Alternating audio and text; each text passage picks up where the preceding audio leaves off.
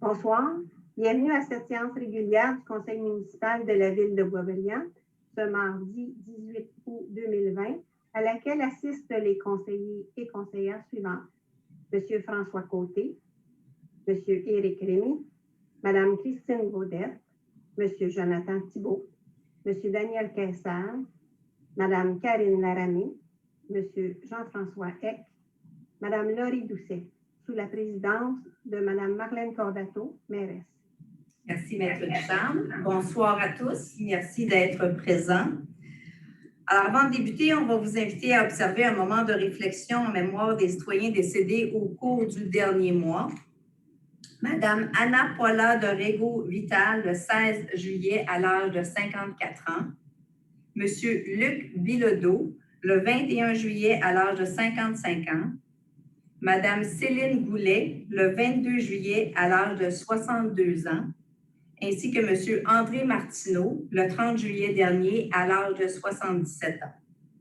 C'est aussi avec tristesse que nous avons appris le 11 juillet dernier le décès de Monsieur Étienne Monette, ancien conseiller municipal à la Ville de Boisbriand de 1994 à 1998.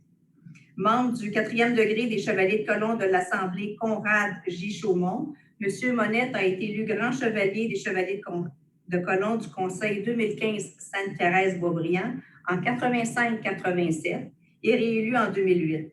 Très engagé au sein de sa communauté, il a également été impliqué pendant plusieurs années dans l'organisation du brunch du partage, un événement annuel venant en aide aux familles démunies de Boisbriand. Si vous avez participé, c'est lui qui comptait les gens qui se présentaient pour les repas. Originaire de Montréal, M. Monette a aménagé à Boisbriand en 1962 à la suite de son mariage avec Gisèle Cousineau. Il était un retraité du Canadien Pacifique. Au nom des élus et de tous les employés, je tiens à offrir mes plus sincères condoléances aux proches de M. Monette, aux familles des défunts, ainsi qu'à toutes les familles qui ont récemment perdu un proche victime de la pandémie actuelle.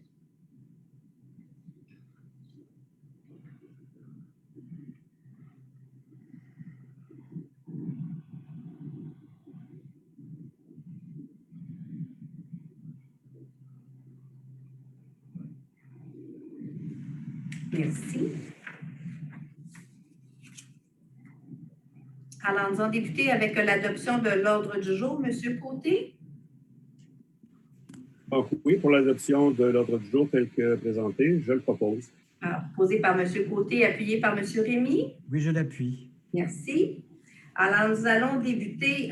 En fait, avant de débuter les questions des citoyens, je vous me permettrai de faire la mise à jour pour ce qui est de la COVID. Alors, au niveau de la mise à jour, au niveau des cas, on a une mise à jour pour les villes en date du 23 juillet. Pour la ville de Boisbriand, on avait 259 cas, dont 13 sont toujours actifs, donc les autres sont guéris, ce qui est une bonne nouvelle. Dans la MRC Thérèse de Blainville, on a des chiffres au 17 août. Il y a 1380 cas. Dans la région des Laurentides, 4108 cas au 17 août. Alors, pour la réouverture des portes de l'hôtel de ville, ça va être à compter du 8 septembre que les citoyens vont pouvoir passer directement. Les portes vont être réouvertes. Les consignes sanitaires vont demeurer en vigueur toutefois et le port du masque est obligatoire pour pouvoir entrer à l'hôtel de ville. Et on est toujours en mesure d'offrir des services en ligne et par téléphone. On invite donc les citoyens à d'abord se prévaloir de ces services-là et à se présenter à l'hôtel de ville si on ne peut pas utiliser ces services-là et de prendre rendez-vous également. Les séances du conseil municipal, à partir du 8 septembre prochain, le conseil municipal va tenir sa première séance devant public depuis le mois d'avril dernier, depuis le début de la pandémie, et on a hâte de vous retrouver. Ce soir, les élus vont adopter une résolution pour permettre la tenue des séances du conseil municipal du 8 septembre, du 6 octobre, du 3 novembre et du 1er décembre prochain à la Maison du citoyen pour des raisons évitantes d'espace et pour assurer le respect des consignes sanitaires. On aura une participation publique donc pour un bâtiment qui est au 305 Montée-Sanche. Alors, étant donné la pandémie, la Ville de Boisbriand invite les citoyens à participer à des consultations citoyennes Sur la Montée-Sanche, ça concerne une modification au plan d'urbanisme et au règlement de zonage pour y permettre la construction d'un immeuble résidentiel de 16 logements. Comme la participation citoyenne est au cœur de nos actions depuis plusieurs années, informer et impliquer les citoyens, les écouter et tenir compte de leur opinion. Et en raison de la COVID, on ne peut pas vous recevoir en personne, donc la décision a été prise de tenir ces activités de consultation en mode virtuel et par écrit pour que tous puissent s'exprimer sur le projet. Alors, ça sera en ligne, la séance d'information, le 9 septembre à 19h. Donc, vous allez pouvoir trouver l'information sur notre site Internet dans l'info Beaubriand. Alors, vous pouvez vous inscrire pour participer. C'est dans l'onglet « Participation publique ». En octobre, on aura un atelier de conception participative en ligne et une consultation par écrit. Et par la suite, il y aura un rapport de rétroaction. Un comité de démolition, c'est la même chose. Ce soir, on va voir ça à l'ordre du jour parce qu'on a une demande pour un bâtiment. Et dans ce dossier également, on va faire preuve de flexibilité et nous ajuster au contexte de la pandémie. Il s'agit d'un immeuble qui est dans le secteur industriel. Alors, selon l'évolution, les consultations publiques vont pouvoir se faire par écrit pour l'instant. Et si ça évolue pour le mieux, comme on le souhaite, bien, on pourra revenir à la formule traditionnelle. Au niveau du nettoyage et des aménagements paysagers, j'ai eu quelques commentaires qu'on a reçus à l'Hôtel de Ville. Bien, vous savez, la pandémie a amené son lot de contretemps, notamment au niveau du nettoyage printanier et des aménagements paysagers. Si les citoyens étaient chez eux et qui ont commencé tôt, pour notre part, au niveau de nos employés, ce n'est pas la même chose parce que jusqu'à une période donnée, mai et début juin même, nos équipes n'étaient pas en fait des équipes complètes puisqu'on était toujours sur un horaire de pandémie, donc des équipes divisées. Alors, depuis la mi-juin, nos équipes sont complètes. Donc, on a accumulé plusieurs semaines de retard dans l'échéancier habituel à cause de la pandémie, des exigences de la santé publique, parce qu'on n'effectuait que des travaux essentiels selon les horaires de travail qui avaient été mis en place pour éviter les contacts. Alors, depuis la mi-juin, on a commencé tout le nettoyage du printemps et on a débuté naturellement avec la plantation pour donner le temps à ce que les plates-bandes soient quand même puissent pousser puis qu'on puisse au regard embellir notre ville. Et on est maintenant aussi dans tout l'entretien des plates-bandes. Alors, je remercie les citoyens pour votre patience et votre compréhension. J'en profite aussi pour remercier tous nos employés pour leur dévouement et j'inclus dans mes remerciements les employés des grands jours, les préposés sites et locaux ainsi que les employés saisonniers qui ont dû s'ajuster aux consignes sanitaires et qui, malgré les conditions qui ne sont pas toujours faciles, ont réussi à faire preuve de beaucoup de créativité dans leur travail. Vous l'avez vu passer, le conseil de ville, lors de la dernière séance, on a prolongé le 0% d'intérêt jusqu'au 5 octobre, donc jusqu'au dernier versement.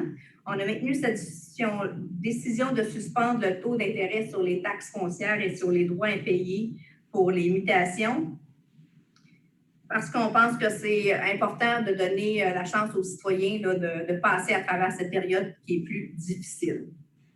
Donc, le prochain versement est le 5 octobre 2020. Je terminerai en soulignant le travail colossal des industries et des commerces au cours des derniers mois. C'est important de continuer à les encourager. Malheureusement, avec tous les efforts, nous savons que plusieurs d'entre eux ne se relèveront pas. Ce ne sera pas faute d'avoir essayé et d'avoir tout donné. Il est encore trop tôt pour dresser un portrait réel de la situation et pour mesurer l'ampleur des répercussions de cette pandémie sur la santé économique et financière de nos industries, de nos commerces, de notre région. Dans la MRC Thérèse de Blainville, sur la perte d'emploi qu'il y a eu pendant la pandémie, il reste encore 25% des emplois qui n'ont pas été recouvrés. Alors, il y a quand même donc un quart des emplois qui ne sont pas là. Nous comprenons toutefois que les difficultés sont grandes et que nous devrons tous nous atteler à la tâche pour retrouver notre équilibre.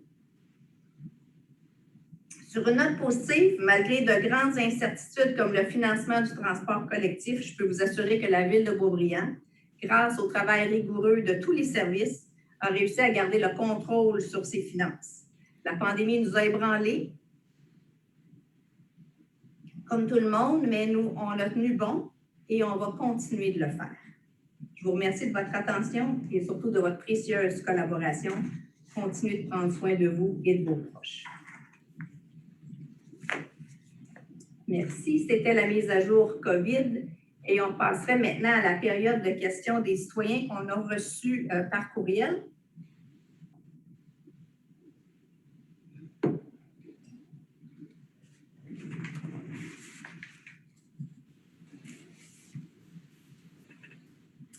Nous avons une question de Elias Azam pour savoir si c'était possible de désactiver le mécanisme sonore des véhicules de déneigement quand ils sont en mode reculon. Malheureusement, on ne peut pas, c'est la loi qui ne le permet pas. C'est un mécanisme qui est exigé pour une raison de sécurité, la nuit comme le jour. Alors, ça fait partie de la loi sur la sécurité dans le transport. Alors, on ne peut pas demander aux véhicules de désactiver ce mécanisme sonore-là. Monsieur Daniel Toutan, est-ce que la Ville projette de prolonger la piste cyclable sur le chemin de la Grande Côte en direction est qui se termine au viaduc de l'autoroute 13? En fait, il y a déjà une piste cyclable sur le viaduc qui est du côté sud. Alors, si on n'a pas bien compris votre question, Monsieur Toutan, ou si on a mal saisi ce que vous vouliez, je vous inviterai à contacter mon adjointe Valérie Ménard qui pourra faire le tour de la question, peut-être de vive voix avec vous. Mais on s'est assuré de passer aujourd'hui. Il y a du marquage au sol sur le viaduc, donc du côté sud. Alors, si ce n'est pas clair ou si on a mal saisi, appelez-nous, on va clarifier la situation. Deux autres questions de la part de M.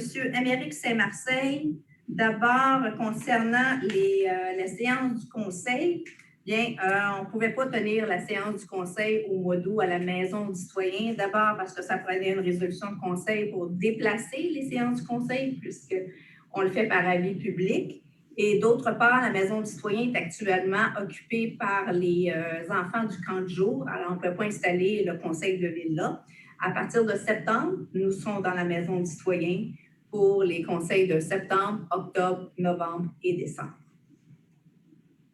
C'est pour ça que ce soir, il y a une résolution de conseil à cet effet-là. Votre autre question portait sur des bruits sur la rue de la Bastille. Je vous dirais qu'au niveau de ce secteur-là, pour les questions de bruit, on est en constante communication avec, d'une part, les citoyens qui sont les voisins immédiats ou aux alentours, ainsi que l'entreprise. Et dans les deux cas, on a une bonne communication et surtout une bonne collaboration. Alors, je ne pense pas que les bruits de la rue de la Bastille se rendent jusqu'à chez vous, sur Curé Boivin, mais sachez qu'on s'en occupe avec les citoyens et l'entreprise concernée. Alors, voilà. Merci beaucoup.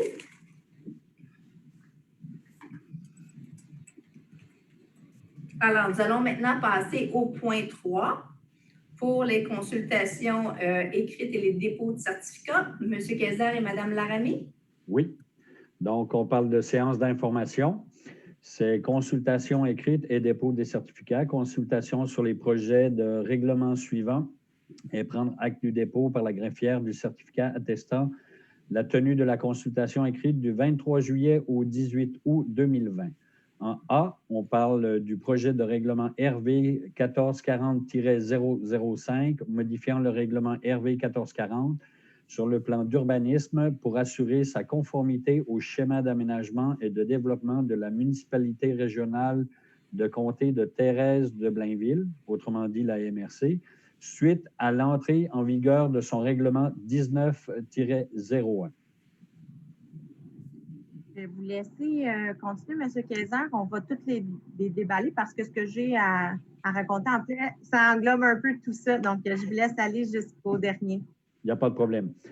Donc, en B, on parle du projet de règlement RV 1441-083, modifiant le règlement RV 1441 sur le zonage pour assurer sa conformité au schéma d'aménagement et de développement de la municipalité régionale de comté Thérèse de Blainville suite à l'entrée en vigueur de son règlement 19-01. En C, on parle du règlement RV 1443-001, modifiant le règlement RV 1443 sur le lotissement pour assurer sa conformité au schéma d'aménagement et de développement de la municipalité régionale de comté de Thérèse-de-Blainville suite à l'entrée en vigueur de son règlement 19-01. Et en D, on parle du projet de règlement RV 1444-011, modifiant le règlement RV 1444 sur l'émission des permis et certificats pour tenir compte de la modification du schéma d'aménagement et de développement de la municipalité régionale de comté de Thérèse-de-Blainville suite à l'entrée en vigueur de son règlement 19-01. Merci. Donc, l'objet est fait des modifications proposées. Les projets de règlement modifiant les règlements RV 1440 sur le plan d'urbanisme, le RV 1441 sur le zonage, RV 1443 sur le lotissement et RV 1444 sur l'émission des permis et certificats visent leur conformité au schéma d'aménagement et de développement modifié de la municipalité régionale de comté de Thérèse-de-Blainville, la MRC. Cette démarche donne suite à l'entrée en vigueur du règlement 1901, intégrant la nouvelle cartographie gouvernementale et le cadre normatif associé aux zones de contraintes relatives au glissement de terrain. L'objet du projet de règlement RV 1440-005 modifiant le plan d'urbanisme de la municipalité est d'insérer les feuillets cartographiques produits par le ministère des Transports du Québec, identifiant les zones de contraintes situées dans la municipalité. Le plan actuel des zones de contraintes naturelles et anthropiques est séparé distinctement en deux plans pour plus de clarté. Des ajustements dans le texte sont également apportés en référence à ces plans. De même, les projets modifiant les règlements de zonage, de lotissement et sur l'émission des permis et certificats intègrent le cadre normatif du règlement 1901 de la MRC à celui de la municipalité. Cette disposition découle du cadre normatif élaboré par le gouvernement du Québec. Elle vise à régir l'implantation de nouvelles constructions ou ouvrages ainsi qu'à certains travaux, lotissements et à certains usages qui pourraient être affectés par un glissement de terrain. Enfin, cette disposition traite également des interventions inappropriées susceptibles d'agir comme facteur déclencheur ou aggravant en altérant la stabilité du talus sur le terrain visé ou ceux à proximité. Donc, résumé du plan d'urbanisme modifié. Les modifications apportées au plan d'urbanisme de la municipalité donnent suite à la modification par la MRC de son schéma d'aménagement pour intégrer la cartographie préparée par le ministère des Transports sur les zones de contraintes relatives au glissement de terrain. Les feuillets cartographiques applicables à la municipalité identifient dans la partie nord-ouest du territoire les secteurs comportant des milieux d'instabilité en raison de la nature de leur sol. Les secteurs concernés par le projet. Les modifications apportées par ces projets de règlement s'appliquent aux zones identifiées à la cartographie dressée par le ministère des Transports. Processus d'approbation et étapes ultérieures. Les modifications proposées par les projets de règlement décrits dans ce document ne sont pas soumises au processus d'approbation référendaire. Elles ne sont pas visées non plus par la politique de participation citoyenne en matière d'urbanisme. Lors d'une séance subséquente à la période de consultation publique, le conseil municipal adoptera le règlement avec ou sans changement et il sera ensuite soumis au processus d'approbation de la MRC de Thérèse-de-Blainville. Voilà. Merci. Oui, maître Ducharme, les certificats. Préciser que suite à l'application d'un avis public à toute personne qui désirait intervenir ou transmettre ses commentaires sur les projets de règlement, qui a duré pour la période mentionnée précédemment par M. Caissard. Nous n'avons reçu aucun commentaire ni question sur aucun de ces règlements. Merci beaucoup, maître Ducharme. Alors, c'était proposé par M. Caissard, appuyé par Mme Laramie. Oui, je l'appuie. Oui, je le propose. Merci.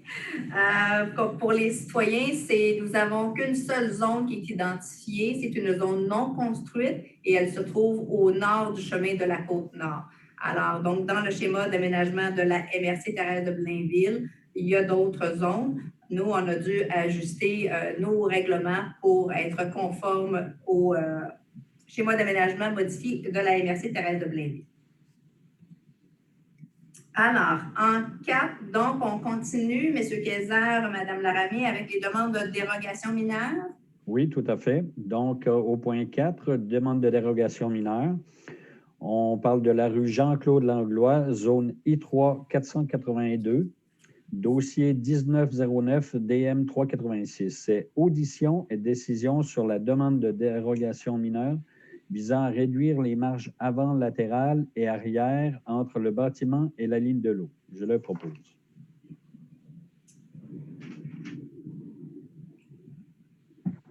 Désolée. Donc, il s'agit ici d'une station de surpression qui sera à des fins municipales pour permettre de desservir le projet de développement résidentiel Le Boisé-Dion, situé au nord de la station, dans la zone R3 483. Donc, le requérant demande une dérogation mineure comme suit: réduire la marge avant entre le bâtiment et la ligne de l'eau à 8,73 mètres, représentant une dérogation de 6,27 mètres, soit 42 inférieure à la marge minimale de 15 mètres prescrite à la grille des usages et normes du règlement ARV 1441 sur le zonage pour cette zone. Réduire la marge latérale entre le bâtiment et la ligne de l'eau à 3,05 mètres, représentant une dérogation de 1,95 mètres, soit 39 inférieure à la marge minimale de 5 mètres prescrite à la grille des usages et normes du règlement ARV 1441 sur le zonage pour cette zone. Réduire la marge arrière entre le bâtiment et la ligne de l'eau à 4,48 mètres, représentant une dérogation de 7,52 mètres, soit 63 inférieure à la marge minimale de 12 mètres prescrite à la grille des usages et normes du règlement RV 1441 sur le zonage pour cette zone. Donc, la recommandation du service d'urbanisme étant, considérant que la dite dérogation mineure n'aurait pas pour effet de causer préjudice à la jouissance du droit de propriété des propriétaires voisins, considérant que le bâtiment projeté servira à des fins municipales, considérant qu'un avis favorable avait été émis par le CCU en octobre 2019 pour permettre la construction, le service d'urbanisme est favorable à ce qu'une dérogation mineure soit accordée. Merci. Alors, c'était proposé par M. Kayser, appuyé par Mme Laramie. Oui. Je l'appuie. Excellent. Alors, en 5, On parle d'une demande de dérogation mineure pour le 418 à 400. oui, je m'excuse. Oui, maître Oh Duchamp. oui, c'est vrai, Oui, excusez. moi, je mentionne également dans ce cas-là, les gens pouvaient nous faire connaître leurs commentaires ou leurs questions par une procédure écrite. Et pour le dossier présenté par Mme Laramie, il n'y a eu aucun commentaire ni aucune question non plus. Je vais devoir intervenir à chacun. Oui, effectivement. Excellent. Alors, merci, maître Duchamp. Monsieur Kayser? Donc, demande de dérogation mineure 418 à 422 chemin de la Côte-Sud, zone I3 525, dossier 2006 DM 405. C'est audition et décision sur la demande de dérogation mineure visant à réduire le pourcentage minimal de matériaux de classe A sur l'élévation face au chemin de la Côte-Sud. Je le propose. Oui, Mme Laramie? Oui, donc ici, ça concerne un mur extérieur donnant sur une rue publique composée de 18,7 de matériaux de classe A. La demande de dérogation mineure accompagnait la demande de permis de rénovation 2018-00767 visant l'isolation et l'installation de nouveaux revêtements extérieurs. La demande de permis était accompagnée de plans d'architecture et de simulation du bâtiment, tous préparés par François Grenon Architecte Inc. Cette demande fit l'objet de la résolution 2018-11-639 adoptée le 6 novembre 2018 et approuvant la dérogation mineure. Or, les travaux n'ont pas été exécutés et une demande similaire à celle de 2018 a été déposée. Le bâtiment possède donc un revêtement de crépi peint dans un état détérioré qui ne correspond à aucune classe de matériaux du règlement RV 1441 sur le zonage. Les revêtements proposés consistent en un parement d'acier corrugué de couleur fusain, matériaux de classe C selon le règlement ARV 1441, occupant 42,5 de la superficie de la façade. Un parement d'acier corrugué de couleur gris, occupant 30,3 de la superficie de la façade.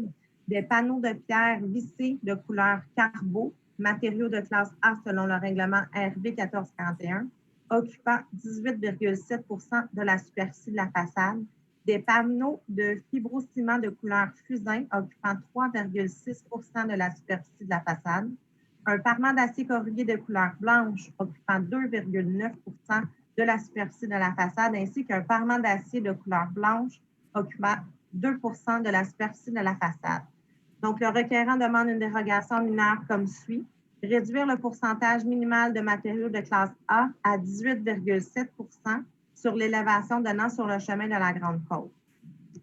Les recommandations du service d'urbanisme, donc considérant que la dérogation mineure n'aurait pas pour effet de causer préjudice à la jouissance du droit de propriété des propriétaires voisins, le service d'urbanisme est favorable à ce qu'une dérogation mineure soit accordée comme suit. Donc, réduire le pourcentage minimal de matériaux de classe A à 18,7 sur l'élévation donnant sur le chemin de la Grande Côte, représentant une dérogation de 66,8 soit 41,3 inférieure à la norme de 60 prescrite au règlement RV 1441 sur le zonage. Merci, Mme Laramie. Ce n'était pas le chemin de la Grande Côte, mais bien le chemin de la Côte-Sud, pour bien qu'on se situe. Alors, c'est proposé par M. Kayser et appuyé par Mme Laramie. Oui, je l'appuie. Excellent. Mme Lagreffière. Dans ce cas-là également, nous avons procédé par la possibilité pour les citoyens d'intervenir par écrit et nous n'avons reçu en date d'aujourd'hui aucune question, aucun commentaire sur cette demande particulière-là. Voilà. Merci. Au point 6, M. Kayser. Toujours dans les demandes de dérogation. Donc, dérogation mineure pour le 1575 rue Antoine-Daniel, zone R1 283, dossier 2006 DM 406. C'est audition et décision sur la demande de dérogation mineure visant à réduire la marge avant entre le bâtiment et la ligne de l'eau. Je le propose. Donc, ici, la demande est accompagnée d'un certificat de localisation en date du 2 mars 2020. En ce qui concerne la maison, nous possédons un permis de construction, donc le permis numéro 1991-04-271 émis le 5 janvier 1991. Le règlement de zonage applicable était le RV 753 en vigueur du 17 octobre 1990 au 20 juin 2012. La marge avant minimale requise était de 7 mètres. Comme il s'agit d'un lot irrégulier à l'avant, ceci expliquerait sans doute l'erreur d'implantation de la propriété. Ainsi, le requérant demande une dérogation mineure comme suit: d'autoriser une réduction de la marge avant à 6,7 mètres, 4,29 au lieu de 7 mètres requis à la grille des usages et normes du règlement RV 1441 sur le zonage pour cette zone. Donc, les recommandations du service d'urbanisme sont: considérant la dite dérogation mineure n'aurait pas pour effet de causer préjudice à la jouissance du droit de propriété des propriétaires voisins, considérant que la construction date de 1991, considérant qu'il s'agit d'un lot irrégulier, le service d'urbanisme est favorable à ce qu'une dérogation mineure soit accordée comme suit, donc la réduction de la marge avant à 6,7 mètres entre le bâtiment et la ligne de l'eau. Merci, Mme Lagreffière. Dans ce cas-ci également, suite à la procédure possible d'intervenir par écrit pour des questions ou des commentaires de la part des intéressés, nous n'avons reçu en date d'aujourd'hui aucun commentaire ni aucune question pour ce dossier. Merci beaucoup. C'était donc proposé par M. Kayser et appuyé par Mme Laramie. Oui, je l'appuie. Merci. Alors, en 7, M. Kayser. Demande de dérogation mineure pour le 718 rue Curie, zone R1 241, dossier 2006 DM 407. Audition et décision sur la demande de dérogation mineure visant à réduire la marge avant entre le bâtiment et la ligne de l'eau et réduire les marges arrière et latérales droites vers le sud-ouest entre le bâtiment accessoire et la ligne de l'eau. Je le propose. Donc, ici, la demande est aussi accompagnée d'un certificat de localisation daté du 19 juin 2020. Le bâtiment principal a fait l'objet du permis 70-10 émis le 15 septembre 1970. lequel prévoyait une marge avant de 25 pieds, 7,62 mètres, soit le minimum requis en fonction du règlement R-58 concernant le zonage en vigueur au moment de l'émission du permis. La marge mesurée par l'arpenteur est toutefois de 6,39 mètres, alors que l'actuel règlement RV 1441 sur le zonage prévoit une marge minimale de 7 mètres. Le bâtiment accessoire, quant à lui, a fait l'objet du permis 10190 émis le 5 août 1998, lequel prévoyait une marge arrière de 2 mètres et une marge latérale de 1,40 mètres, alors que les marges minimales requises en vertu du règlement de zonage RV 753 en vigueur au moment de l'émission du permis étaient de 2 mètres à l'arrière et de 1,2 mètres sur le côté. Les marges mesurées par l'arpenteur sont toutefois de 1,91 mètres à l'arrière et 0,99 mètres sur le côté droit, alors que l'actuel règlement RV 1441 sur le zonage prévoit des marges minimales arrière de 2 mètres et latérales de 1,2 mètres. Ainsi, le requérant demande une dérogation mineure comme suit: de réduire la marge avant entre le bâtiment principal et la ligne de l'eau à 6,39 mètres, représentant une dérogation de 0,61 mètres, soit 8,7 inférieure à la marge minimale de 7 mètres prescrite à la grille des usages et normes du règlement RV 1441 sur le zonage pour cette zone. Réduire la marge arrière entre le bâtiment accessoire et la ligne de l'eau à 1,91 mètres, représentant une dérogation de 0,09 mètres, soit 4,5 inférieure à la marge minimale de 2 mètres prescrite à l'article 99 du règlement RV 1441 sur le zonage pour cette zone. Et réduire la marge latérale droite entre le bâtiment accessoire et la ligne de l'eau à 0,99 mètres, représentant une dérogation de 0,21 mètres, soit 17,5 inférieure à la marge minimale de 1,20 mètres, prescrite à l'article 99 du règlement RV 1441 sur le zonage pour cette zone. Les recommandations du service d'urbanisme sont, considérant que la dite dérogation mineure n'aurait pas pour effet de causer préjudice à la jouissance du droit de propriété des propriétaires voisins, le service d'urbanisme est favorable à ce qu'une dérogation mineure soit accordée telle que je l'ai mentionné plus haut. Merci, Mme Lagraffière. Oui, Mme Lagraffière, est-ce qu'on avait un... Oui, dans ce cas-ci, je m'excuse, dans ce cas-ci également, on a procédé par une possibilité d'intervenir par écrit pour les citoyens. Nous n'avons reçu aucune question, aucun commentaire pour ce dossier non plus. Voilà. Excellent. Merci beaucoup. Alors, c'était proposé par M. Kayser, appuyé par Mme Laramée. Oui, je l'appuie. Merci. Alors, en 8, M. Rémy.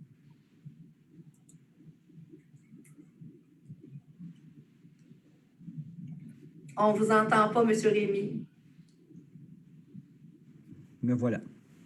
Donc, on parle de procès-verbaux, séance du Conseil, d'adopter le procès-verbal de la séance du Conseil, de la séance ordinaire du 7 juillet 2020 et celui de la séance extraordinaire qui a eu lieu le 24 juillet 2020, tel que soumis. Merci beaucoup. Alors, c'est proposé par M. Rémy, appuyé par Mme Baudette. Et puis, Merci, Mme Baudette. En 9. on parle de règlement. Adoption des règlements suivants. En A, le règlement RV 1268-8 modifiant le règlement RV 1268 rétablissant un contrôle sur la démolition des immeubles et un programme de réutilisation du sol dégagé.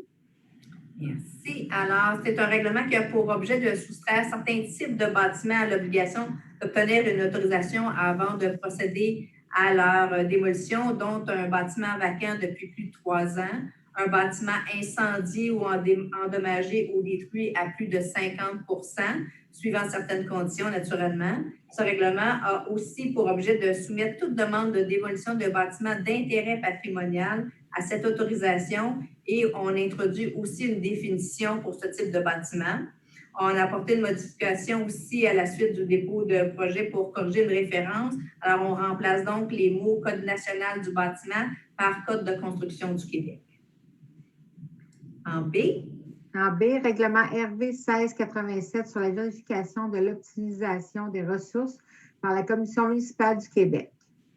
Alors, c'est un règlement qui a pour objet de confier à la Commission municipale du Québec le mandat de vérification pour l'optimisation des ressources de la municipalité ainsi que de celle de toute personne morale ou de tout organisme qui est lié à la municipalité de la manière prévue à la loi sur la commission municipale.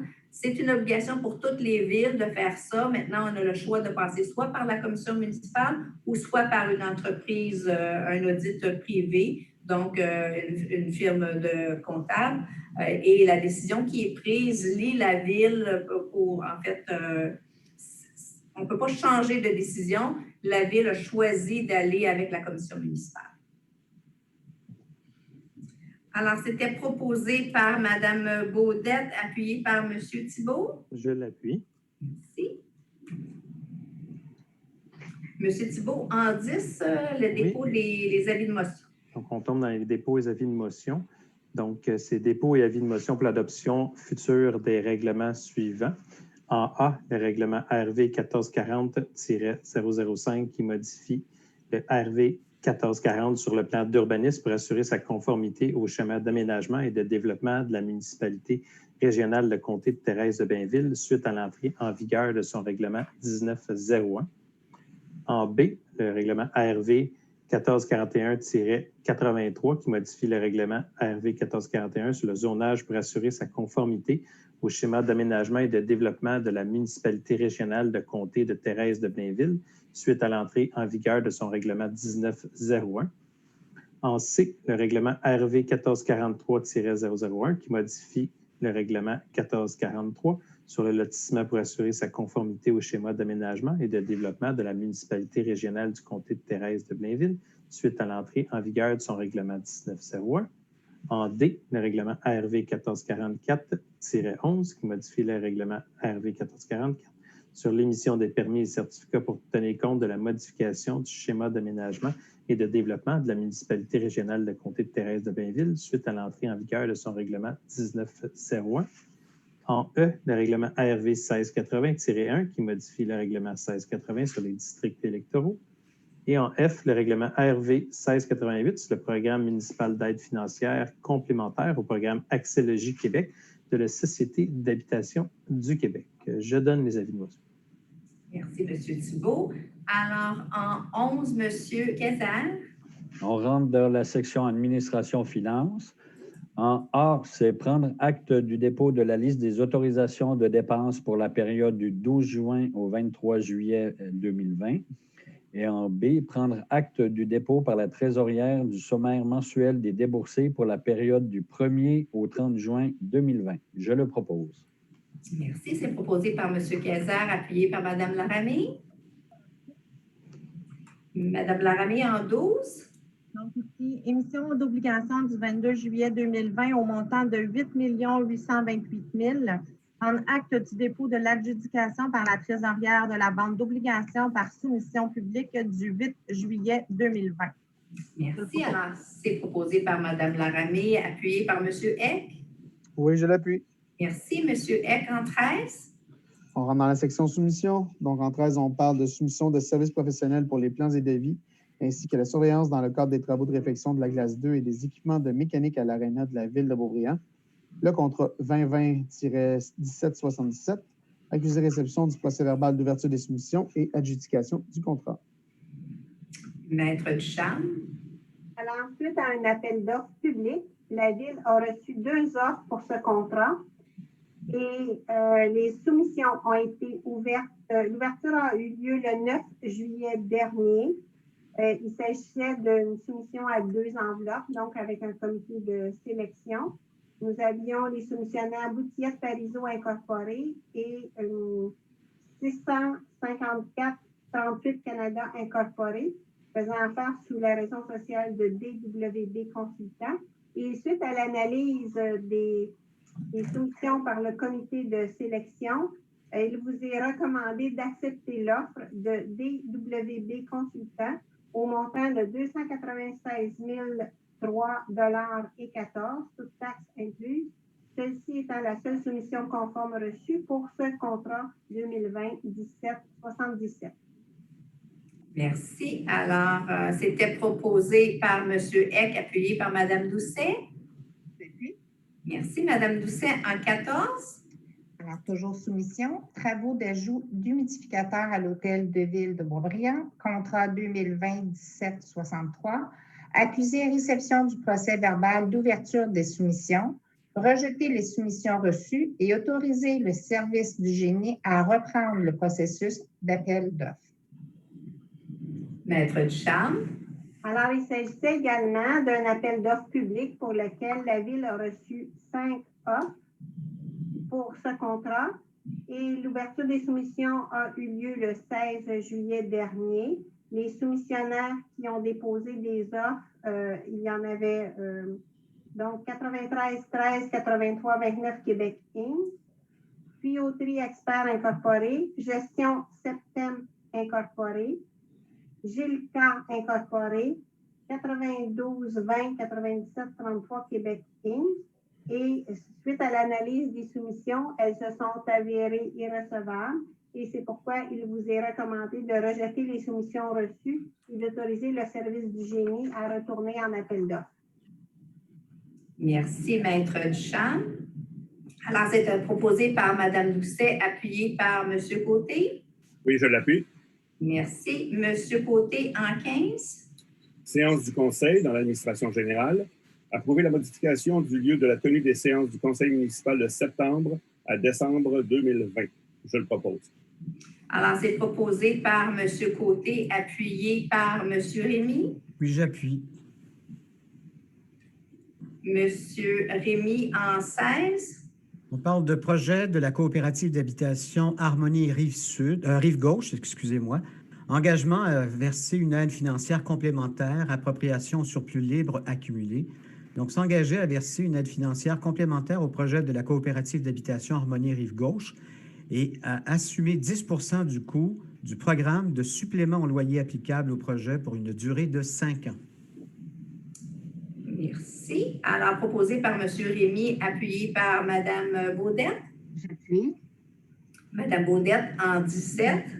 On parle du projet de la coopérative d'habitation Harmonie Rive-Gauche, avis d'intention à la Société d'habitation du Québec d'adopter un programme municipal complémentaire au programme Accès Logis Québec, informer la Société d'habitation du Québec de son intention d'adopter un programme municipal complémentaire au programme d'Accès Logis Québec, prévoyant l'octroi d'une aide financière ou d'un crédit de taxe pour une période déterminée dans le cadre d'un projet de coopérative d'habitation Harmonie Rive-Gauche.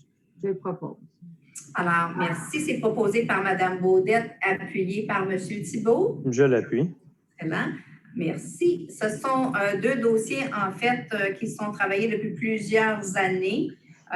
Au niveau de la réalisation des coûts, il y a un remboursement pour une partie des coûts par la communauté métropolitaine de Montréal. Et pour ce qui est du 10 % du programme de supplément au loyer, c'est quelque chose qu'on faisait déjà aussi au niveau de l'Office municipal d'habitation avant que ça fasse partie de la communauté métropolitaine de Montréal. Alors, ce n'est pas nouveau, c'est un fonctionnement qu'on connaît bien pour pouvoir aider à la réalisation de ces projets-là. Alors, en 18, M. Thibault.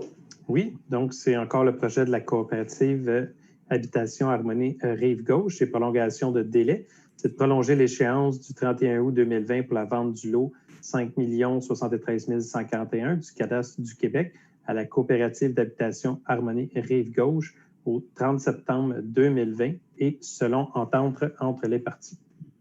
Alors, c'est proposé par M. Thibault, appuyé par M. Kayser. Oui, je l'appuie. Je vous remercie. Alors, M. Kayser, en 19. On parle du bail avec Chalet communautaire de l'île de Mai incorporé. C'est de faire une correction. C'est d'approuver le projet d'acte de correction de la modification du bail avec Chalet communautaire de l'île de Mai incorporé, reçu devant Maître Michel Turgeon, notaire, le 9 juillet 2020, et autoriser la signature de tout document donnant effet à la présente. Je le propose. Alors, c'est proposé par M. Kayser, appuyé par M. Eck. Je l'appuie. Merci. Alors, c'était une correction de numéro de lot, tout simplement la correction. On va passer en 20 à M. Eck. Mme Laramée s'excuse, elle a dû quitter pour une urgence familiale.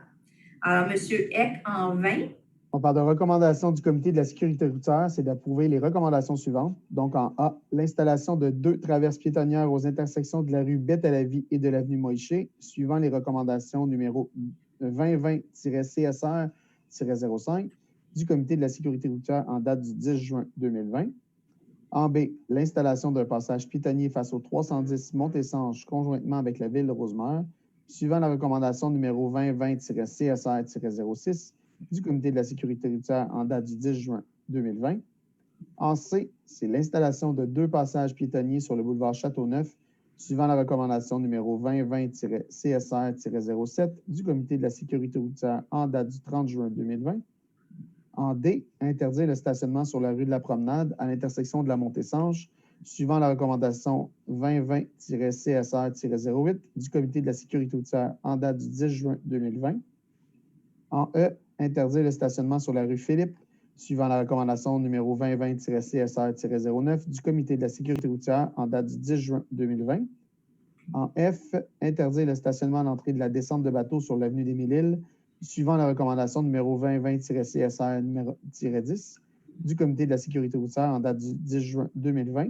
Et finalement, en G, approuver le plan de signalisation de la rue Yvonne-Lacroix, soumis par le service du génie, suivant la recommandation numéro 2020-CSR-11 du Comité de la sécurité routière en date du 30 juin 2020. Je les propose.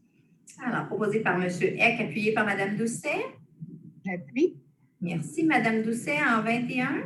Alors, c'est Ringuette, entente avec la ville de Saint-Eustache, approuver le projet d'entente ayant trait à l'organisation des activités de Ringuette sur le territoire des villes de Boisbriand et Saint-Eustache et autoriser la signature de tout document donnant effet à la présente. Je le propose. Alors, proposé par Mme Doucet, appuyé par M. Côté. Je l'appuie. Merci, M. Côté, en 22. La location des heures de glace au Centre d'excellence Port-Rousseau. Approuver les projets de contrat de location d'heures de glace pour la saison 2020-2021 et autoriser la signature de tout document donnant effet à la présente. Je le propose. Proposé par M. Côté, appuyé par M. Rémy. Oui, j'appuie. Merci, M. Rémy, en 23. Demande d'autorisation auprès du ministère de l'Environnement et de la lutte contre les changements climatiques, c'est d'autoriser la firme FNX Innov Incorporée à présenter une demande au ministère pour des travaux de mise à niveau en lien avec les mesures compensatoires à l'usine d'épuration. Merci. C'est proposé par M. Rémy, appuyé par Mme Baudette. Je l'appuie. Merci, Mme Baudette, en 24. On parle de la transaction équitance, compagnie d'assurance GCAN et associé, je suppose, ou ALS en tout cas. Dossier 717 0059 46-099. Approuver le projet de transaction et quittance et autoriser la signature de tout document donnant effet à la présente. Je le propose. Merci. C'est proposé par Mme Baudette, appuyé par M. Thibault. Je l'appuie. Merci. Dans ce cas-là, le dossier dont on parle, c'est un dossier d'incendie qui a eu lieu au Faubourg Boisbriand en 2008. Alors, nous avons un règlement, naturellement sans admission de responsabilité. Dans ce règlement-là, les frais sont assumés par notre assureur. C'est aussi à sa demande que nous sommes intervenus et nous avons fait ce règlement-là. Et dans ce cas-là, et les ingénieurs audits ainsi que les procureurs étaient désignés par les assureurs dans ce dossier. C'est un excellent règlement d'un événement qui date maintenant de 11 ans. Presque 12. Monsieur Thibault. En 25. En 25, excusez, pour une page. En 25, s'il vous plaît. Donc, demande de dons et ou subventions. C'est accorder un don et ou subvention aux organismes suivants au bon vouloir du Conseil, à savoir en A, 180 $ à la Fondation de l'autisme des Laurentides, en B, 250 $ à la table de concertation sur la pauvreté MRC Thérèse de Blainville, en soutien à l'organisation de la 10e édition de la Nuit des sans-abri 2020, et 500 $ à l'organisme Parcours Parkinson Basse-Laurentide pour l'événement de levée de fonds du 13 septembre 2020. Alors, c'est proposé par M. Thibault, appuyé par M. Cazard. Oui, je l'appuie. Merci, M. Cazard. En 26. On rentre dans la section planification et urbanisme. C'est statistique des permis de construction. C'est accusé réception des statistiques des permis émis au cours du mois de juin 2020, montrant un total mensuel de 23 828 257 et un cumulatif annuel de 43 788 998 Je le propose. Alors, c'est proposé par M. Kayser, appuyé par M. Eck. Je l'appuie. Merci, M. Eck, en 27. Par de demande de permis, donc en A, c'est une approbation. Permis de construction résidence unifamiliale au 87 rue Yvonne Lacroix, la zone R1 302. En B, une approbation pour un permis de construction résidence unifamiliale 167 rue Yvonne Lacroix, la zone R1 303. En C, une approbation de permis de construction station de surpression le projet résidentiel Dion, rue Jean-Claude Langlois, la zone I3 482. Et finalement, en D, une approbation permis de rénovation pour la résidence unifamiliale située au 78 chemin de l'île de Mai, la zone R1 205. Je les propose. Proposé par M. Eck et appuyé par Mme Doucet. Oui, je l'appuie. Merci, Mme Doucet, en 28. Alors, c'est le plan d'aménagement paysager. Approbation de la modification du plan d'aménagement paysager en cour arrière, mur de soutènement. Projet résidentiel, Yvonne Lacroix. Je le propose. Alors, c'est proposé par Mme Doucet, appuyé par M. Côté. Je l'appuie. M. Côté, en 29. Demande de démolition du bâtiment industriel situé au 3785 rue de Lafayette-Ouest.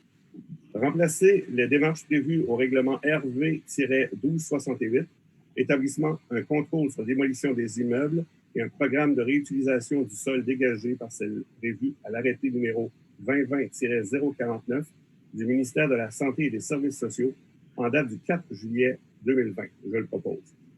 C'est proposé par M. Côté, appuyé par M. Rémy. Oui, j'appuie. Alors, c'est comme je l'ai mentionné en début d'Assemblée dans le rapport COVID, nous allons faire les démarches par écrit dans un premier temps, puisque c'est difficile de tenir des rencontres en personne actuellement pendant la pandémie. Monsieur Rémy, en 30. Oui, nous sommes dans la section des ressources humaines. On parle d'embauche, donc d'autoriser les embauches suivantes en A. Directrice par intérim au service des ressources humaines selon les termes et conditions prévus au contrat. Et en B, chef de division, poste cadre temporaire à temps complet au service des ressources humaines selon les termes et conditions prévus au contrat. Merci. Alors, il s'agit de Mme Caroline Cyr pour le service des ressources humaines, directrice par intérim, et au poste de chef de division, il s'agit de Mme Kim Laviolette. Alors, c'était proposé par M. Rémy, appuyé par Mme Baudet. Madame, j'aimerais m'exprimer sur le point, s'il vous plaît. Oui, je vais juste prendre. Est-ce que vous appuyez, Mme Baudet? Je l'appuie, oui, je l'appuie. Merci. Oui, allez-y, M. Côté. En fait, c'est pour le point 30B. Je voulais juste exprimer un point là-dessus dont on s'est parlé. Puisque les salaires représentent près de la moitié du budget annuel de la Ville, soit près de 666 millions de dollars au total, depuis 2017, j'ai observé des changements de procédure et de fonctionnement dans les embauches sur lesquels je me pose des questions. Je suis ouvert à considérer des promotions à l'interne, mais il est important de se rappeler que nous ne sommes pas une entreprise privée et que les montants considérables dont il est question représentent avant tout l'argent des citoyens et des citoyennes. Je ne mets pas en cause ni la qualité, ni l'intégrité de l'employé dont il est question, ni celle des membres de l'équipe Ville qui ont participé à ce dossier.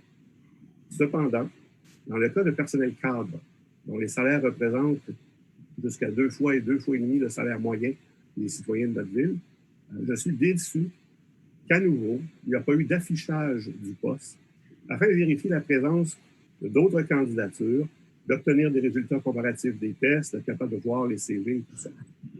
Je ne sais pas ce que vous en pensez, mais de mon côté, j'ai un problème avec ça. Et pour le point 30B, voilà pourquoi je demande le vote, s'il vous plaît. Merci. Alors, le vote a été demandé pour le 30B.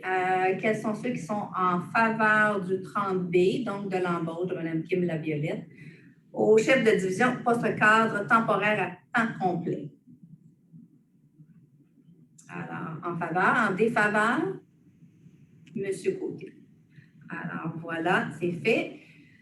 Je vais juste, étant donné que vous aviez demandé le vote, je ne suis pas intervenue, mais juste pour vous dire que dans le 30B, il y a eu un affichage de poste. Pour ce qui est de l'échelle de salaire, elle est effectuée en fonction d'abord de l'équité salariale et aussi en fonction de l'échelle de salaire, non seulement de la ville, mais là aussi des autres postes similaires dans le milieu municipal, puisque c'est là où on recrute. Donc, on a l'obligation d'être compétitif si on veut attirer des candidats et des candidates de qualité. Et d'autre part, je veux aussi corriger ce que vous avez dit par rapport au salaire. Il ne représente pas la moitié du budget de la ville, bien au contraire.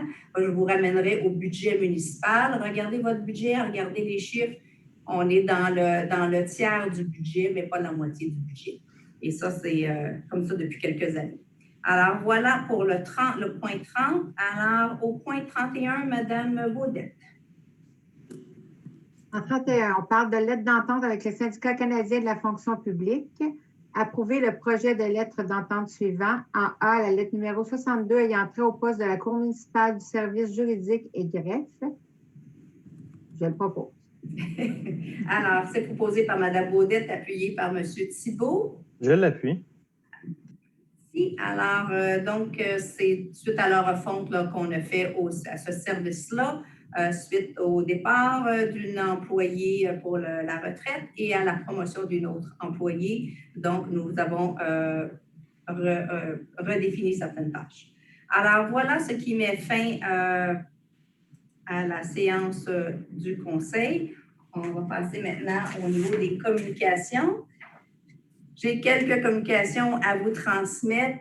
D'abord, samedi dernier, au terrain de baseball d'Éric Aucoin au Parc Charbonneau, ça a été le théâtre d'un moment précieux et fort émouvant.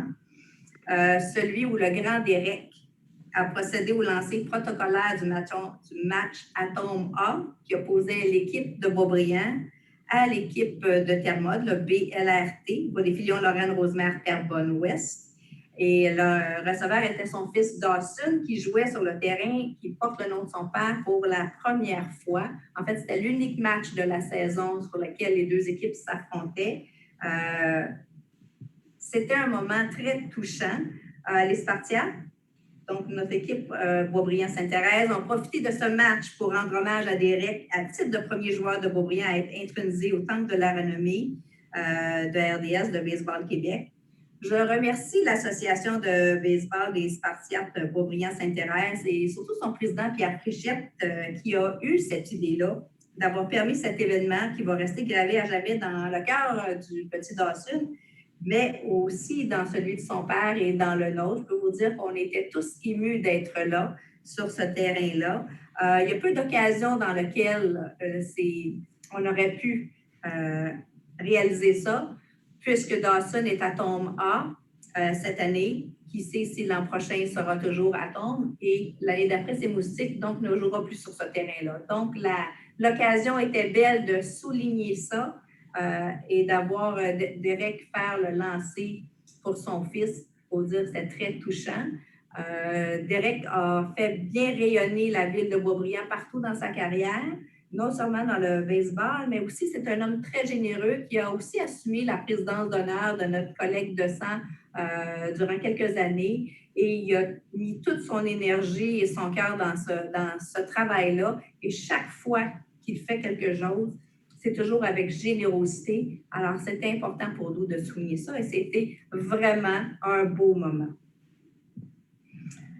En parlant de collecte de sang, bien, il y en a une encore. En fait, il y en a deux qui s'en viennent, toujours à la Maison du citoyen, toujours avec des rendez-vous qui doivent être pris obligatoirement. Alors, le 21 septembre, celle des Chevaliers de Colomb et le 22 septembre, celle d'Emma Québec. Il faut croire que nos installations et notre organisation conviennent bien à Emma Québec, puisqu'ils viennent souvent nous voir et ça nous fait plaisir de mettre la Maison du citoyen à leur disposition.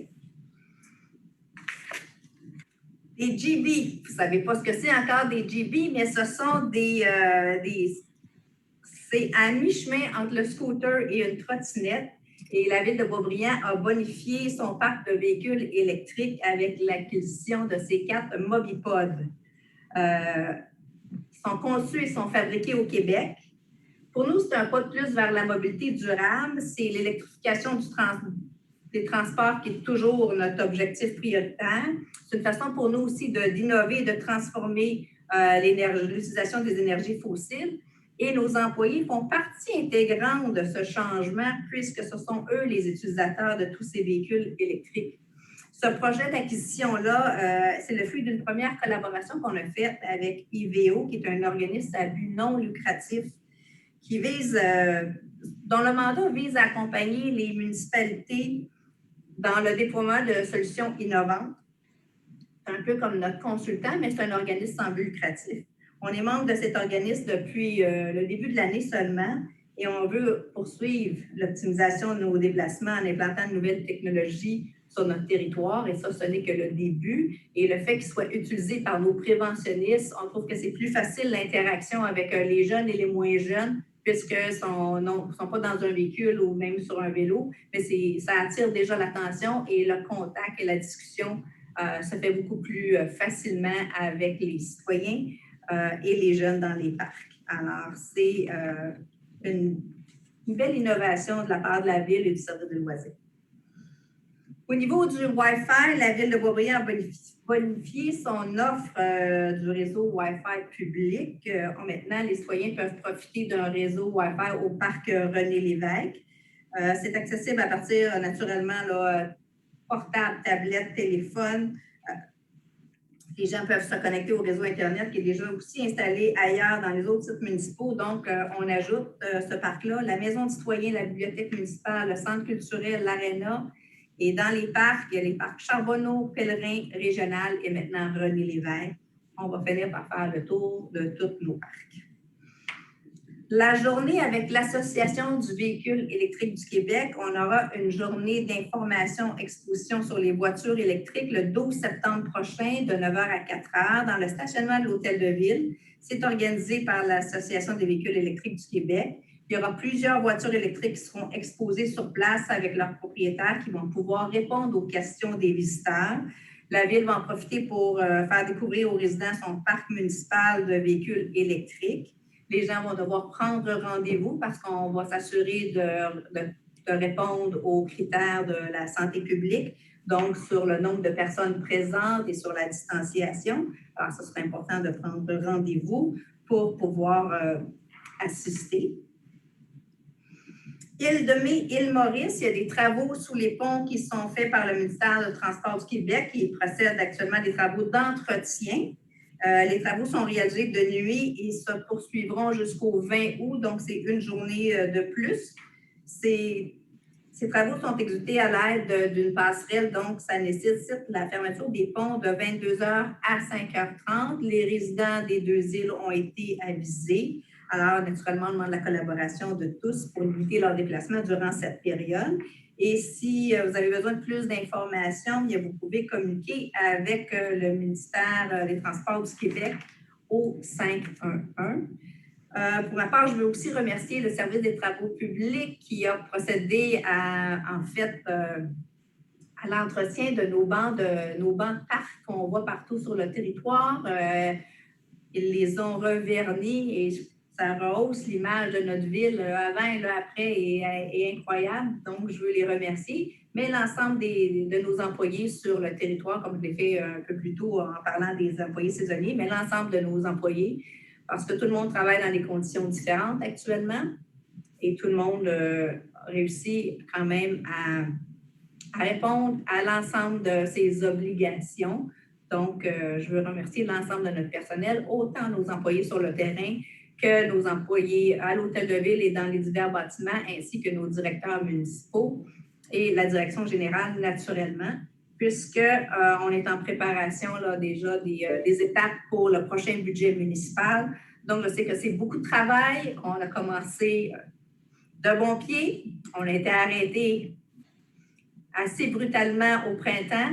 Alors, tout le monde a travaillé fort parce que pour réaliser, les gens des fois ne le voient pas, mais pour réaliser une petite activité, des fois on commence avec une idée qui est beaucoup plus grande et quand on a épuré avec toutes les mesures liées à la pandémie, on finit avec une toute petite activité qui a nécessité beaucoup plus de travail qu'à l'habitude. Et c'est comme ça dans tous les domaines parce qu'on revoit tout et nos façons de faire et nos façons de travailler. Alors, je veux remercier l'ensemble du personnel pour tous les efforts qui sont fournis. Alors voilà, je vous souhaite un bel été. Je vous rappelle qu'on se revoit en septembre et que l'école sera débutée. Alors, c'est important de continuer à être prudent. Il y a des gens dont les enfants n'utiliseront pas le transport collectif, donc il y aura probablement plus de personnes sur nos routes. Alors, ça va être important d'être prudent, non seulement quand vous déposez vos enfants, mais avant d'arriver et quand vous repartez sans les enfants, parce qu'il y aura beaucoup de jeunes dans les rues. Alors, s'il vous plaît, soyez très prudents. Je vous souhaite une belle fin d'été. Il fait beau, il fait chaud. Des fois, on oublie qu'il y a une pandémie, mais à 2 mètres de distance, avec son masque, ça va bien aller. Merci. Alors, je céderai la parole à M. Thibault. Merci beaucoup, Mme Cordato. Habituellement, je prépare tout le temps mon bouton unmute, puis là, j'étais comme stressé de commencer. Je ne me souviens pas la dernière fois que j'ai commencé l'ouverture avec le mot du conseiller. Donc, bonjour, chers citoyens. Je suis heureux d'être de retour avec vous là, après quelques semaines d'absence. Puis, je vais être encore plus heureux de vous revoir là, en septembre à la Maison du citoyen. Si je ne me trompe pas, on va avoir une capacité d'environ 35 personnes. Alors, j'espère que la salle va être pleine pour ce retour à la presque normale. J'espère que vous avez bien profité de votre été. Des spectacles de rue aussi qui sont promenés dans beaucoup de quartiers de la ville au niveau là, des loisirs qui ont organisé et qui ont fait beaucoup, beaucoup d'efforts. Puis, je tiens à souligner justement ce travail-là et pas simplement des employés des loisirs. Souvent, quand il y a des activités, on les met en lumière, etc., mais de tous les employés de la ville pour cette réussite particulière. Puis les autres réussites aussi. Puis je tiens à le mentionner parce que si Loisir réussit à faire ce qu'il fait, c'est parce qu'il y a beaucoup d'employés de soutien, que ce soit les gens qui répondent au téléphone, que ce soit les gens des travaux publics qui vont faire la préparation, que ce soit les gens qui vont faire les animations pour les camps de jour, pour les enfants, ou peu importe qui travaille à la ville, tout le monde met son grain de sel pour, en bout de ligne, offrir ce genre de service-là aux citoyens. Puis je tenais à le souligner ce soir, leur dévouement et leur engagement aux citoyens. En parlant de dévouement, je tiens aussi à souligner le travail remarquable de notre directeur général par intérim qui effectue actuellement à la Ville. Compte tenu de la situation du COVID, vous ne le voyez pas travailler, mais nous, on le voit travailler. Je vois les courriels passer, je vois Puis, c'est vraiment... il a l'air comme l'image un petit peu... le canard qui pédale vraiment très, très fort. Je tiens aussi à souligner parce que M. André Lapointe se dévoue. Puis je trouve ça très, très... c'est fantastique, c'est exceptionnel, mais il ne se dévoue pas au conseil de ville, ni à la mairesse actuelle, mais vraiment aux citoyens. Son premier objectif est toujours de servir les citoyens, de servir sa ville. Puis, il est un excellent pare-feu. Puis, vous le conviendrez, que ce soit dans le contexte du COVID aujourd'hui ou, comme vous l'aurez sûrement remarqué en regardant les séances du Conseil, dans le contexte politique. Et je tiens à souligner justement le fait qu'il est apolitique, qu'il se tient loin des débats, puis qu'il répond à tous et chacun au même niveau, peu importe les questions qu'on a ou les demandes qu'on a. Il y en a qui en posent moins, il y en a qui en posent plus, mais il fait toujours preuve d'une patience extraordinaire. Puis, je voulais le souligner. C'était ma partie de fleurs de la soirée, mais qu'est-ce serait une séance du Conseil dernièrement sans un petit peu de terre? Je ne dirais pas de pot parce que ce ne sera pas vraiment un pot, ça va être juste pour mettre un petit peu de piquant, comme on dit. J'aimerais revenir sur quelque chose qui a été avancé à la séance du Conseil suite à mon discours sur la façon que les courriels étaient gérés dans le passé. Mme Cordato a fait mention qu'elle présumait que j'avais contacté une journaliste. Eh bien, je vais faire disparaître tout doute possible, puisque je l'affirme et je le confirme, j'ai bien contacté la journaliste du Journal de Montréal suite à cet épisode. Et si c'était à refaire, je le ferai encore. Puis si je dois le refaire pour obtenir des vérités ou des informations qui me semblent juste d'avoir, je vais le refaire encore. En fait, le problème est justement là. Si, comme élu, je dois contacter une journaliste pour avoir une parcelle d'information. Cela démontre un petit peu qu'on vit dans l'obscurantisme depuis quelque temps. De moins en moins, car je le souligne encore, on a un directeur général actuellement qui est absolument pas complaisant d'une certaine façon envers le politique, contrairement à d'autres anciens directeurs généraux qui l'ont été dans le passé. Je tiens par contre à peut-être m'excuser si jamais, au service de ce que je juge la vérité, certains de mes collègues ont eu l'impression que j'ai fait travailler les employés de la Ville pour avoir des informations claires et précises sur la façon de gérer les courriels des élus. Je tiens à souligner que ce n'était peut-être pas la meilleure façon de procéder. On s'améliore. Des fois, on essaye des choses, ça ne fonctionne pas. Durant mes vacances, j'ai une réflexion là-dessus. Puis, j'ai pris la décision de contacter la commission municipale, justement sur ce sujet-là. Je leur ai demandé conseil. Puis, après m'avoir écouté, et ils m'ont suggéré fortement de porter plainte, justement, pour non-respect du code de déontologie des élus et non-respect au niveau de la confidentialité des communications envers les élus. Donc, je pense que ça, c'est peut-être le meilleur chemin au lieu d'avoir une journaliste. Puis, on va voir au cours des prochains mois qu'est-ce que ça va donner. Sur ce, je vous souhaite une excellente soirée. Puis, j'ai vraiment hâte à vous voir au mois de septembre. Merci à tous. Merci, M. Thibault. M. Quinzard. Oui, bonsoir tout le monde. Juste débuter, M. Thibault, j'ai bien apprécié votre mot. C'est clair que quand on parle de déontologie, d'intégrité, et ainsi de suite, de l'avoir travaillé comme vous l'avez fait ce soir, je vous félicite. Moi, ce soir, j'aimerais revenir sur un point que Mme Cordato a lu en entrée de séance, la fameuse consultation publique. Donc, le gouvernement avait mis en place une nouvelle réglementation qui permettait aux municipalités de mettre des consultations publiques pour consulter les citoyens, ce qui est fait. Évidemment, avec la problématique de la pandémie, eh bien, on doit s'ajuster. Ce qui a été fait par nos services. Il y a un comité qui a été mis en place pour travailler sur la soirée du 9 septembre et les rencontres subséquentes. Fait que je tiens à remercier tout le monde qui ont participé. Madame Laramé, elle fait partie du comité, pardon. Je ne sais pas si elle avait l'intention d'en parler ce soir, mais c'est ça. Donc, le 9 septembre, c'est une soirée qui est très importante. Et puis, ne pas oublier que ça concerne donc une zone qui est sur le 305 Montée-Sanche, mais la consultation, elle est à l'ensemble des citoyens de Boisbriand.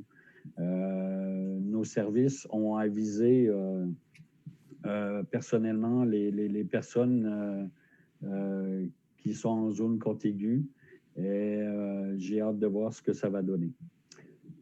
Aussi, ce soir, on a parlé du projet de coopérative d'habitation Harmonie Rive-Gauche.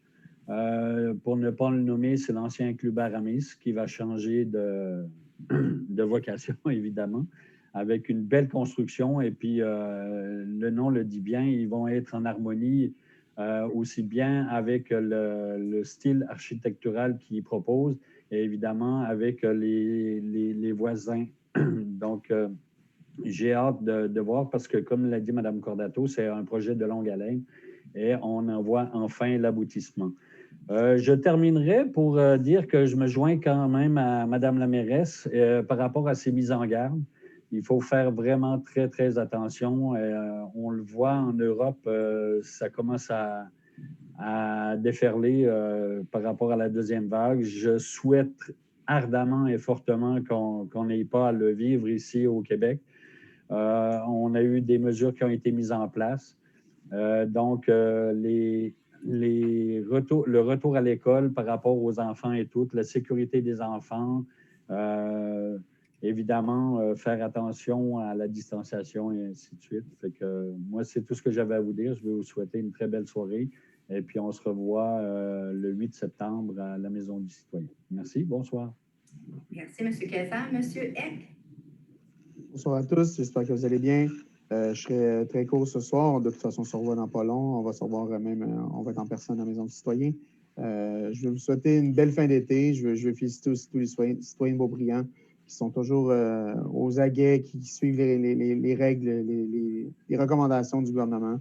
Je pense qu'on a des gens qui sont disciplinés. Il y a d'autres endroits dans le monde où ça l'est un peu moins. On voit des manifestations aussi qui se font au niveau de la désobéissance civile, contre le masque, contre ci, contre ça. Je pense qu'à Beaubriand, on a une belle cohésion, une belle harmonie ici à Beaubriand. Je suis fier de voir les citoyens agir de la sorte. Je suis très fier de siéger au conseil d'une ville qui est aussi harmonieuse que ça. Mme Cordato l'a parlé tantôt aussi pour M. Derek Aucoin samedi. Je suis pas... j'ai rarement fait des sorties depuis que je suis conseiller qui m'ont autant touché que celle-là. Moi, j'étais au champ en arrière, on était à grande distance tout le monde. Et il y a quelques larmes qui m'ont coulé quand Dawson a sauté dans les bras de son père. Et on s'entend, pour sauter dans les bras de son père, il faut qu'il sache sauter, le petit. Parce qu'à CC8, il y a du reach à avoir. Mais c'était très, très, très touchant. Ça a été un grand moment, très touchant, très émotif. J'étais vraiment content d'être là, d'être témoin de ça. M. Aucoin a donné beaucoup à la communauté, puis je pense que c'est un beau moment pour lui qu'il a pu vivre avec son fils. Et il y a des jeunes qui ont eu la chance d'avoir un autre beau moment parce qu'il y avait M. Roger Brulotte qui était là, qui a pu caler les coups de circuit de 4 jeunes et leur dire bonsoir, elle est partie. Les jeunes s'en foutent un peu plus, mais les papas rentrent dans l'assistance. Eux autres étaient bien contents que Roger cale bonsoir, elle est partie.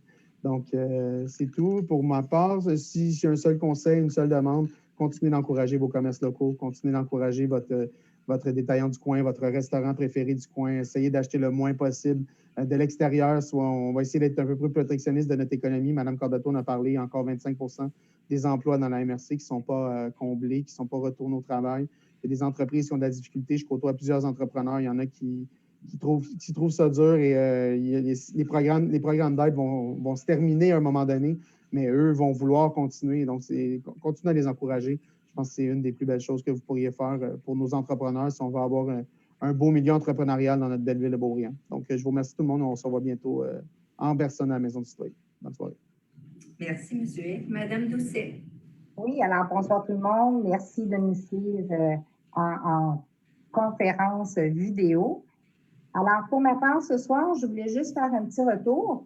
Vous avez sans doute plusieurs citoyens remarqué qu'il y a plusieurs afficheurs qui sont un peu partout sur le territoire de la ville de Beaubriand, dans tous les quartiers.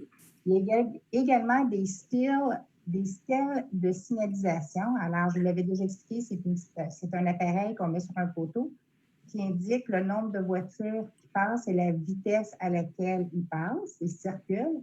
Alors, je veux juste vous rassurer, chers citoyens, qu'on sait très bien que vos préoccupations, souvent, ça concerne la sécurité et la vitesse dans les rues.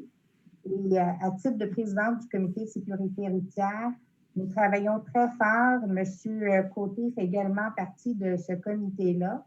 Et il faut être certain qu'une fois que les analyses vont être faites dans le comité, nous allons faire des recommandations au conseil pour assurer la sécurité de tous les utilisateurs qui circulent dans les rues, les voitures, les enfants, peu importe, on veut s'assurer que vous êtes en sécurité. Alors, je peux vous dire qu'on travaille assez fort pour pouvoir faire des bonnes recommandations.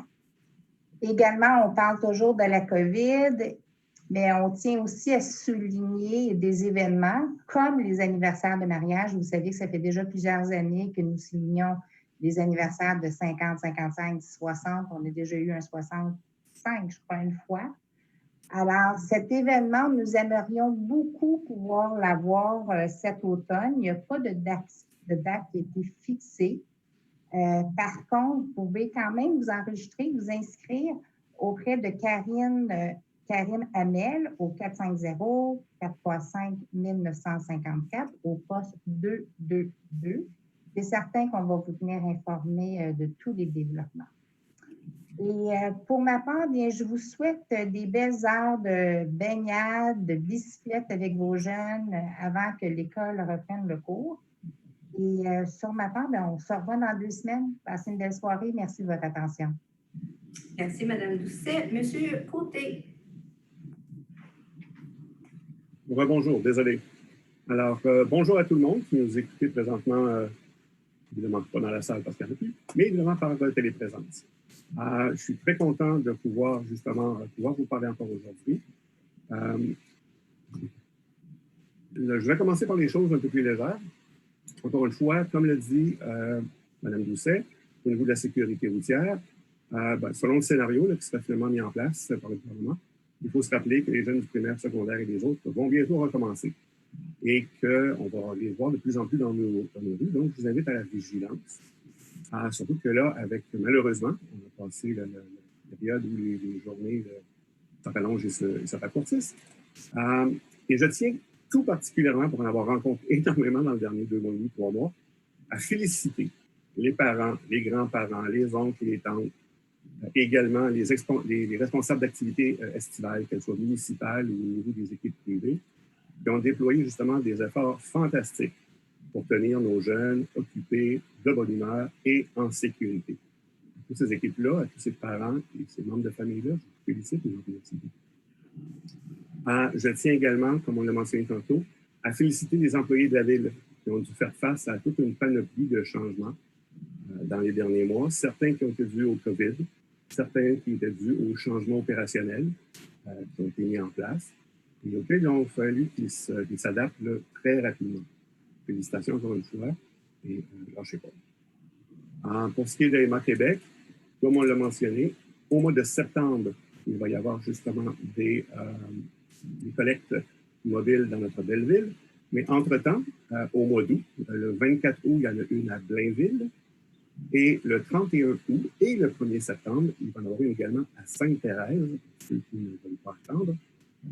Ce sont des collectes qui sont toutes sur rendez-vous seulement et qui se déroulent entre 13h et 19h. En tout temps, n'oubliez pas, si jamais votre horaire vous le permet, il y a toujours le centre Globule. Le plus proche est au centre Laval, sur le boulevard Le Corbusier, l'entrée numéro 4, du côté de l'autoroute 15, qui vous attend. Et là, il y a même des 100 rendez-vous. C'est toujours possible. Pour ce qui est de la consultation publique du 305 Montésange, j'ai hâte également de participer à ce nouveau type de processus-là. Et j'invite tous les citoyens de la ville au complet et ceux du quartier Sange, où le projet va avoir lieu, à s'exprimer par tous les moyens qui ont été mis à votre disposition et pour lesquels certains ont reçu des invitations. Et de toute façon, vous retrouvez toute l'information dans le Info Bois-Laurent. Je suis triste, cependant, et je tiens à le rappeler parce qu'il y a plusieurs personnes qui ne le savaient pas, de l'héritage qui a été laissé par les libéraux en 2017 avec une loi qui s'appelle la loi 122 et qui a retiré aux citoyens et aux citoyennes le pouvoir de bloquer un projet qui ne convenait pas à la communauté parce que maintenant, ce processus est rendu strictement consultatif. Cependant, il y a plein de bonnes choses qu'on est capable de faire avec ce processus encore de façon orientée. Parce que c'est une chose qu'on apprend en licence, c'est important de savoir ce qu'on veut, mais c'est aussi important de savoir ce qu'on veut et de le communiquer adéquatement. Alors, j'ai cependant très grande confiance dans ce projet-là et dans son promoteur. J'ai hâte d'avoir plus d'informations. Et je suis certain que ça va être un bâtiment locatif de très grande qualité qui va pouvoir contribuer à la qualité de vie de tous les gens du quartier. Je suis souvent déçu de voir que les citoyens qui habitent en logement, les locataires, comme on les appelle, sont encore parfois considérés, ce que certains m'ont exprimé comme étant des citoyens de deuxième classe. Non seulement depuis des années, ils ne sont pas invités aux activités des nouveaux arrivants, mais en plus, ceux qui sont ciblés dans le quartier où va se faire ce projet-là ont fait des blocs d'appartements, n'ont pas reçu d'invitation personnalisée, mais simplement à cause ceux qui étaient affichés à l'extérieur de leur bloc là, à la pluie. Je crois qu'on aurait pu faire quelque chose d'un petit peu plus précis. Et c'est un processus, encore une fois, qui est nouveau pour nous, qui va pouvoir aller en s'améliorant à chaque fois. Et j'invite justement, et je vais d'ailleurs en reparler aux gens en question, de façon à pouvoir, dans un processus d'amélioration continue, être capable de s'assurer que tout le monde est bien rejoint de la meilleure façon possible. Également, près de 2 ans et demi après mon arrivée en politique municipale, j'ai pu constater partout à travers le Québec que le rôle, le pouvoir des conseillers et des conseillères au niveau municipal, ils ont subi dans les dernières décennies une sévère érosion. Nous avons été élus pour représenter les citoyens et les citoyennes de notre quartier, et tous ceux de la ville de Boisbriand. Et pourtant, notre serment d'allégeance n'inclut nulle part le mot citoyen. Notre devoir est d'assurer que les activités administratives de la ville se déroulent adéquatement, selon les règles de l'art et, avant tout, dans l'intérêt absolu des citoyens. Il y a un dicton que mon grand-père m'avait dit il y a très longtemps, qui disait « La qualité de nos décisions dépend de la qualité de nos informations ». Je ne suis pas le meilleur dans ce domaine-là, mais malgré plusieurs efforts, il demeure parfois difficile, et même, voire même impossible, de réaliser adéquatement certains aspects de mon travail, car je n'ai pas réponse à mes demandes. Je dois noter cependant que M. André Lapointe, notre DGI, porte plusieurs chapeaux et qui fait face à des défis immenses. Je le remercie pour son respect des règles, pour son respect de nos liens de communication et, comme ça a été mentionné tantôt, aussi également de son impartialité. C'est quelque chose que j'apprécie plus que je serais capable de le dire. Surtout que quand on se rend compte, là, au fur et à mesure des différentes recherches, qu'il a dans certains dossiers hérité là, de certaines situations qui sont un peu de couleur fournie. Alors, encore une fois, merci beaucoup. Monsieur. Alors, merci beaucoup dans ce dossier-là, va demander évidemment à suivre. Bon, merci d'être là. Continuez à poser des questions, continuez à être impliqués et je demeure évidemment à votre service. Bon été et on se revoit le 8 septembre à la Maison du Citoyen. Merci et bonne continuation d'été. Merci, M. Côté. M. Rémy. Merci, Madame la mairesse. Je tiens à ramener le point sur les travaux qui ont lieu sur le pont de l'île de Mai et l'île Maurice. Alors, peut-être juste vous rappeler que les travaux vont se dérouler, entre autres, sur l'île de Mai en une seule nuit, celle du 20 au 21 août, et celui du pont de l'île Maurice vont se terminer dans la nuit du 19 au 20, et que c'est de 22h à 5h30 le matin que le pont est fermé. Donc, les gens doivent... ne peuvent que traverser le pont qu'à pied et ils seront accompagnés.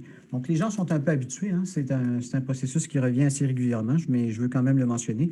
Pour ceux qui seraient inquiets, il y a une autopompe qui demeure stationnée sur l'île toute la nuit en cas, éventuellement, s'il y avait quoi que ce soit d'urgence, on prévoit là-dessus. Comme vous l'avez entendu à quelques reprises, vous savez que bientôt, on va pouvoir reprendre nos séances du Conseil autrement que derrière nos écrans.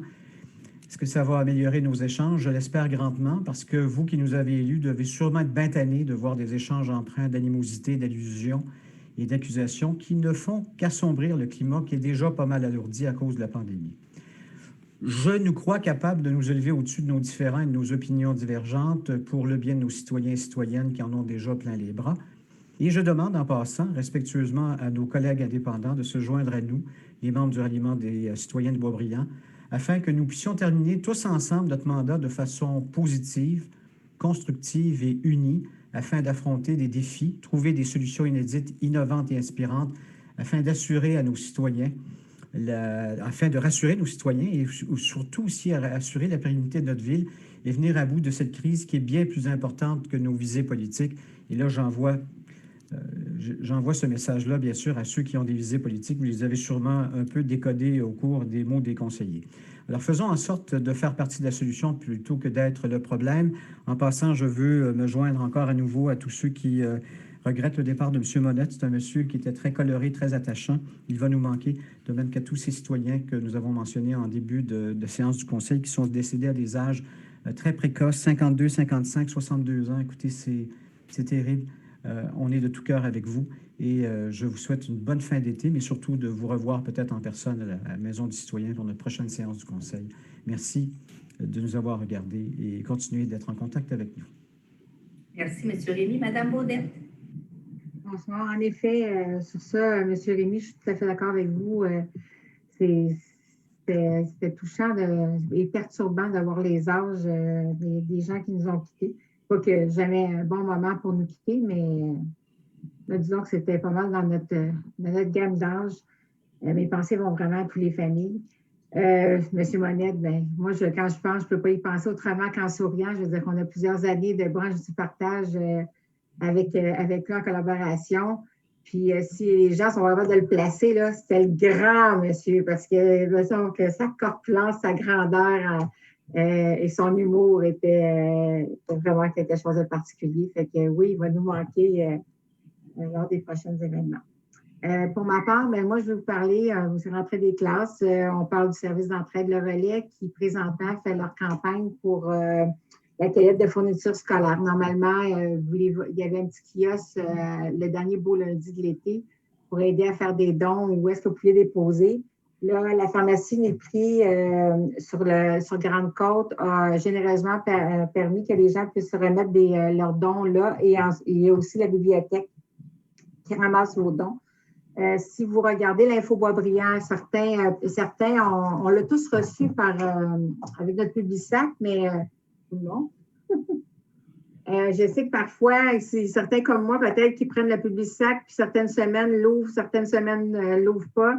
Il est très facilement accessible en ligne, donc je crois qu'il vaut la peine. Il y a plusieurs informations très pertinentes, dont l'adresse où est-ce que vous pouvez faire des dons. Vous pouvez aussi aller sur le Facebook du service d'entraide Le Relais.